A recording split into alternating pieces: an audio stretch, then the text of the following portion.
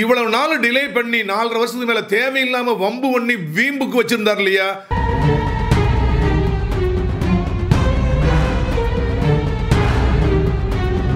அந்த 10 பில் சட்டமாயிட்ட என்ன அப்படின்னா, இன்னையிலிருந்து தமிழ்நாட்டில் உள்ள அனைத்து பல்கலைக்கழகங்களிலும் வேந்தர் சான்சலர் என்பவர்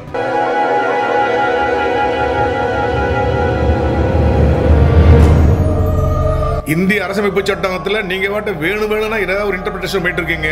அரசமைப்பு சட்டத்தை இயற்றின அந்த அமைப்புக்கு தலைவரான டாக்டர் B.R. அம்பேத்கர் அவர்கள் அப்பமே சொன்னாங்க, கெட்டவர்கள் கையில் அந்த சட்டம் அமைந்தால் அது மோசமான சட்டமாகத்தான் மாறிவிடும்.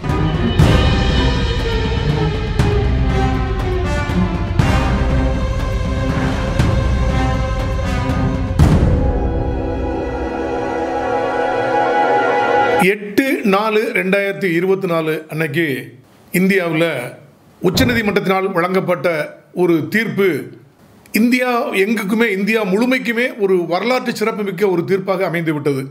தமிழ்நாடு அரசாங்கத்திற்கு, குறிப்பாக முத்துவேல் கருணாநிதி ஸ்டாலின் என்ற மாண்புமிகு முதல்வர்களுக்கு இது மிகப்பெரிய ஒரு வெற்றியாகவும், தமிழக ஆளுநர் கவர்னர் திரு R.N. ரவி அவர்களுக்கு மிகப்பெரிய ஒரு இடியாகவும் அல்லது அடியாகவும் இந்த தீர்ப்பு அமைந்து விட்டது. அப்படி உச்சநீதிமன்றம் என்னதான் தீர்ப்பு வழங்கியது? தமிழ்நாடு அரசாங்கம் பல்வேறு மசோதாக்களை மாநில சட்டப்பேரவையில் நிறைவேற்றி கவர்னர் அவர்களுடைய, மாநில ஆளுநர் அவர்களுடைய ஒப்புதலுக்காக அனுப்பி வைத்திருந்தது. குறிப்பாக பல்கலைக்கழகங்களில் கவர்னர் இருக்கக்கூடாது, இனிமேல் மாநில முதலமைச்சர் அவர்கள்தான் வேந்தராக இருக்க வேண்டும், சான்சலராக இருக்க வேண்டும் அப்படின்னு சொல்லி ஒரு 10 மசோதாக்கள் தமிழ்நாடு டாக்டர் MGR மருத்துவ பல்கலைக்கழகம், தமிழ்நாடு டாக்டர் அம்பேத்கர் சட்ட பல்கலைக்கழகம், தமிழ்நாடு வேளாண்மை பல்கலைக்கழகம், அண்ணா பல்கலைக்கழகம் போன்ற ஒரு 10 பல்கலைக்கழகங்களில் இனிமேல் வேந்தராக இருப்பது ஆளுநர் அல்ல, இனிமேல் மாநில முதலமைச்சர் அவர்கள் தான் அப்படின்னு சொல்லி நிறைவேற்றினாங்க. அப்புறம் நீட் மசோதா, அப்படி பல்வேறு மசோதா இருக்குது, எல்லாம் அனுப்புனாங்க. திரு R.N. ரவி அவர்கள் எந்த மசோதாவையும் அதுக்கு ஒப்புதல் அளிக்காமல், அசன்ட் கொடுக்காம, ஒன்று அவர் வாட்ட வச்சுக்குவார், ரொம்ப நாளாக வச்சுக்குவார், இல்லைன்னா பிரசிடென்ட் ஆஃப் இந்தியா, அதாவது குடியரசுத் தலைவருக்கு அனுப்பி போயிடுவார். இப்படி நடத்திட்டே இருந்தார். இது மாநில அரசாங்கத்திற்கும் மாநில ஆளுநர் அவர்களுக்கும் மிகப்பெரிய ஒரு மோதல் போக்கை ஏற்படுத்தியது. மக்கள் பணி நடக்கல, மக்களால் தேர்ந்தெடுக்கப்பட்ட ஒரு அரசாங்கத்துக்கு எந்த அதிகாரமும் இல்லை என்று சொல்லி மாநில ஆளுநர் எதேச்ச அதிகாரமாக, தான் தோன்றித்தனமாக அவர் செயல்படுகின்றார் அப்படின்னு சொல்லிட்டு தமிழ்நாடு அரசாங்கம் உச்சநீதிமன்றத்தில் ஒரு வழக்கு போட்டது. அதாவது தேவையில்லாம எந்த மசோதாவுக்கும் ஒப்புதல் தரதில்லை அல்லது மிக தாமதப்படுத்துகின்றார் அப்படின்னு சொல்லிட்டு இதுக்கு உடனடியாக ஒரு நடவடிக்கை எடுக்க வேண்டும் அப்படின்னு சொன்னாங்க. அதில் என்ன சொன்னா, sat over the file for a long time, அப்படியே மசோதா வாங்கி கீழே போட்டு உட்கார்ந்துக்கிட்டார். அவர் எந்த முடிவும் எடுக்கல. ஒன்று கன்சர்ன் கொடுக்கன்னு சொல்லணும், இல்லைன்னா கன்சர்ன் கொடுக்க மாட்டேன்னு திருப்பி அனுப்பணும். ரொம்ப நாள் கழிச்சு உண்மையே திருப்பி அனுப்பாம ரொம்ப நாள் கழிச்சு என்னங்க ஆச்சுன்னு கேட்டோம்னா, டபார்னு அதை உடனே பிரசிடென்ட் ஆஃப் இந்தியாவுக்கு நான் ஒப்புதலுக்கு அனுப்புகிறேன், ஒப்பீனியனுக்கு அனுப்புகிறேன் அப்படின்னு அனுப்பிடுறது. அல்லது திருப்பி அனுப்புவார். மாநில அரசாங்கம் மாநில சட்டப்பேரவையில் மறுபடியும் அதை நிறைவேற்றி ஒப்புதலுக்காக அனுப்பணும்னா அதில் ஒப்புதல் தராமல் திருப்பியும் பிரசிடென்ட் ஆஃப் இந்தியாவுக்கு அனுப்புகிறேன் அப்படின்னு அனுப்புவார். ரொம்ப ஏர்லியஸ்டாக அனுப்பி இன்னமும் ஸ்டில் பெண்டிங் அப்படிங்கிறது சொல்லக்கூடியது என்ன அப்படின்னா, ஏறத்தாழ 2020 அனுப்பின ஒரு பில், ஒரு மசோதா, சட்ட மசோதா பெண்டிங்காக இருக்குது. ஏறத்தாழ 4.5 வருஷம் ஆச்சுங்க. 4.5 வருஷம் கவர்னர் ஒப்புதலும் தரல, ரிஜெக்ட் பண்ணவும் இல்லை, இப்படி பெண்டிங் இருக்குது. இதுக்கு எகென்ஸ்டாக தான் தமிழ்நாடு அரசாங்கம் உச்சநீதிமன்றத்தில் ஒரு வழக்கு போட்டாங்க. எங்களுக்கு அதிகாரம் இருக்குது, மாநில ஆளுநருக்கு இந்திய அரசமைப்பு சட்டம் ஆர்டிகிள் 200 படி டிஸ்கிரிஷனரி பவர் இருக்கு, இதுக்கு கொடுக்கலாம், கசண்ட் கொடுக்கக்கூடாது என்று முடிவு செய்ய மாநில ஆளுநருக்கு பவர் இருக்கு. அது பிரகாரம் தான் திரு R.N. ரவி அவர்கள் ஆக்ட் பண்ணிருக்காரு. அதனால மாநில அரசாங்கத்தினுடைய வழக்கை தள்ளுபடி செய்ய வேண்டும் அப்படின்னு சொல்லி இந்தியாவினுடைய அட்டார்னி ஜெனரல் வெங்கட்ரமணி அவர்கள் மாநில ஆளுநருக்காக பயங்கரமா வாதாடினார். தமிழ்நாடு அரசாங்கத்துக்காக வேண்டி பல்வேறு நபர்கள், திரு வில்சன் உட்பட எல்லாருமே வாதாடினாங்க. கடைசியில் விசாரணை எல்லாம் முடிஞ்சு 10/2/2025 அன்னைக்கு ஓகே, ஜட்ஜ்மெண்ட் ரிசர்வ்ட் அப்படின்னு சொன்னாங்க. இந்த வழக்கில் நீதியரசர்கள் பர்திவாலா மற்றும் R. மகாதேவன் என்ற இந்த நீதிபதிகளுடைய அமர்வில் இந்த வழக்கு விசாரணைக்கு வந்தது. 10/2/2025 ஜட்ஜ்மெண்ட் ரிசர்வ்டு சொன்னவங்க 8/4/2025 அன்னைக்கு இன்னைக்கு ஜட்ஜ்மெண்ட் ரிலீஸ் பண்ணாங்க. இந்த ஜட்ஜ்மெண்ட் தான் ஒரு இந்தியாவில் மிகப்பெரிய ஒரு அதிர்வலைவை ஏற்படுத்தியது. தமிழ்நாடு அரசாங்கத்திற்கு மிகப்பெரிய வெற்றியாக அமைந்து விட்டது. தமிழ்நாடு ஆளுநர் திரு RN ரவி அவர்களுக்கு மிகப்பெரிய பின்னடைவாக இது பார்க்கப்படுகிறது. இது ஆளுநர் அவர்களுக்கு பின்னடைவு அப்படின்னு வெளிப்படையாக தெரிந்தால் கூட உண்மையில் அந்த ஆளுநரை இயக்குகின்ற மத்திய உள்துறை அமைச்சர் மற்றும் பிரதமர் அவர்களுக்கு தான் இது மிகப்பெரிய பின்னடைவு அல்லது தோல்வி என்று சொல்ல முடியும். அப்படி என்ன ஜட்ஜ்மென்ட் கொடுத்தாங்க அப்படின்னா, தமிழ்நாடு ஆளுநர் இந்த 10 சட்ட மசோதாக்கள் மேல எந்த நடவடிக்கையும் எடுக்காமல் அப்படியே சேட் ஓவர் தி ஃபைல் அப்படியே உட்கார்ந்துக்கிட்டார். ஒன்று ரிஜெக்ட் பண்ணணும், இல்லைன்னா கன்சர்ன் தரணும், இல்லைன்னா பிரசிடென்ட் ஆஃப் இந்தியாவுக்கு அனுப்பியிருக்கணும். எதுவும் பண்ணாமல் பண்ணிட்டு இருக்காங்க.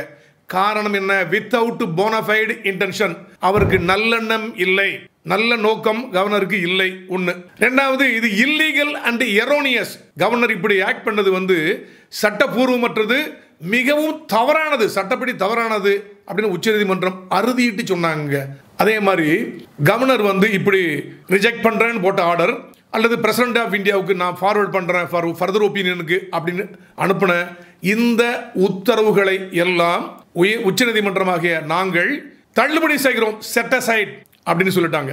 அதே மாதிரி கவர்னருக்கு ஆர்டிகல் 200ல ரொம்ப பெரிய பவர் இருக்கு, டிஸ்கிரிஷனரி பவர் இருக்கு, எங்களுக்கு வீட்டோ பவர் இருக்கு அப்படிலாம் சொன்னீங்க இல்லையா? இல்ல, governor cannot veto the bill. அது உடனடியாக நிராகரிக்க முடியாது. No pocket veto or absolute veto எதுவுமே கிடையாதுங்க கவர்னருக்கு. அவர் ஒரு ceremonial head. He has to act only on the advice of the Council of Ministers of a state. ஒரு மாநில அமைச்சரவையினுடைய பரிந்துரையின் பேரில் தான் அவர் ஆக்ட் பண்ண முடியுமே தவிர இவராக எதேச்சதிகாரத்தை கையில் எடுத்துக்கொண்டு எந்த ஒரு பில்லையும் நான் நிராகரிக்கிறேன் அல்லது இப்படிதான் பெண்டிங் போடுவேன் அப்படின்னு சொல்லி வித்தவுட் போனஃபைட் இன்டென்ஷன் அவர் சொல்லவே முடியாதுங்க அப்படின்னு உச்சநீதிமன்றம் அறுதிட்டு சொல்லிவிடுச்சு. அது மட்டும் சொல்லலைங்க, இந்த 10 பில்லையும் ஏறத்தாழ இந்த ஓல்டஸ்ட் பில் 4.5 வருஷம் மேல ஆகி போச்சுங்க. இந்த 10 பில்லையும் அப்படியே பெண்டிங் வச்சிருந்தார் இல்லையா, 4.5 வருஷம் 3 வருஷம் 2 வருஷம்லாம் ஆகி போச்சு. இது சட்டப்பூர்வமற்றது இப்படி பண்ணது. இனிமேல் இதுல ஒரு பெரிய ஆக்ஷன் அவர் எடுக்க முடியாது. ஏன்னா அவர் ஒரு நல்ல நோக்கத்தில் அதை செய்யவே இல்லை. அதனால உச்சநீதிமன்றமாகிய நாங்கள் article 142 of the constitution of India 142 invoke பண்றோம். எக்ஸ்ட்ராடினரி ஜூரிஸ்டிக்ஷன் எடுத்து இப்படி ஒரு உத்தரவு போட்டால் தான் ஒரு நல்லது செய்ய முடியும்.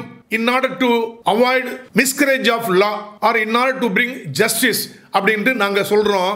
இந்த 10 பில்லுக்கும் deemed to have assented by the governor. அதாவது இவ்வளவு நாள் டிலே பண்ணி 4.5 வருஷத்துக்கு மேல தேவையில்லாம வம்பு பண்ணி வீம்புக்கு வச்சிருந்தார் இல்லையா, அந்த 10 பில்லும் கவர்னரால் ஒரு அசண்ட் சம்மதம் வழங்கப்பட்டு விட்டது என்பதற்கு இணையாக அது கொள்ளப்பட வேண்டும், வழங்கப்பட்டு விட்டது என்றுதான் அர்த்தம் இன்னையிலிருந்து அப்படின்னு சொல்லிட்டாங்க. தட் மீன்ஸ் இன்னையிலிருந்து அது சட்டமாகிவிடும். தமிழ்நாடு கவர்மெண்ட் ஒரு ஜியோ இஷ்யூ பண்ணிட்டால போதும், உச்சநீதிமன்றத்துடைய தீர்ப்பை மேற்கோள் காட்டி ஜியோ இஷ்யூ பண்ணிட்டானா இன்னைக்கிலிருந்து அந்த 10 பில்லும் சட்டமாகிவிடும். அந்த 10 பில்லும் சட்டமாகிவிட்ட என்ன ஆகும் அப்படின்னா, இன்னையிலிருந்து தமிழ்நாட்டில் உள்ள அனைத்து பல்கலைக்கழகங்களிலும் அந்த 10 பில் சம்பந்தப்பட்ட பல்கலைக்கழகங்களில் வேந்தர் சான்சலர் என்பவர் தமிழ்நாடு முதலமைச்சர்.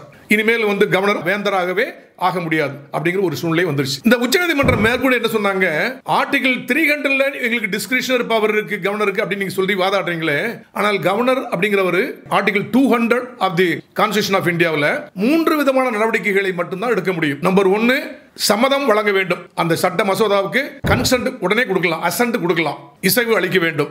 அப்படி இல்லையா இசைவு அளிக்க முடியாது அப்படின்னு அசம்பிளிக்கு திருப்பி அனுப்பணுங்க.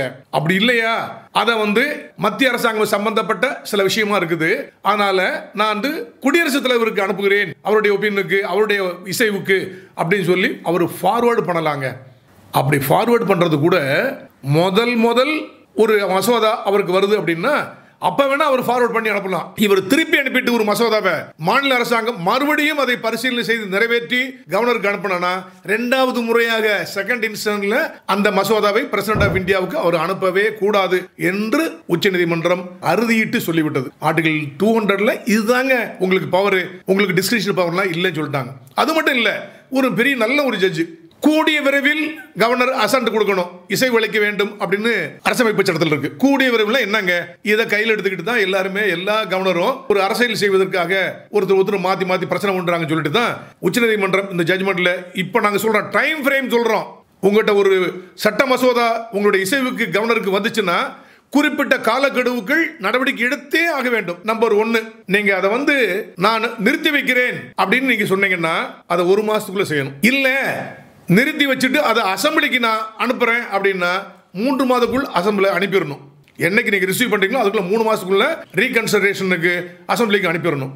இல்ல நான் இதை ரிசர்வ் பண்ணி இதை பிரசிடென்ட் ஆஃப் இந்தியாவுக்கு அனுப்புறேன் அப்படின்னா 3 மாசத்துக்குள்ள நீங்க பிரசிடென்ட் ஆஃப்க்கு அனுப்பி ஆகணுங்க. ஆனா இப்ப எல்லாம் பண்ண பார்த்தோன்னா 1 வருஷம் 2 வருஷம் 3 வருஷம் கழிச்சுலாம் பிரசிடென்ட் ஆஃப் அனுப்பியிருக்காங்க. இதெல்லாம் தப்புங்க. நீங்க மாநில அமைச்சரவையினுடைய அட்வைஸ் பிரகாரம் தான் நடக்கணுமே தவிர உங்களுக்கு டிஸ்கிரிஷன் பவர் இல்ல.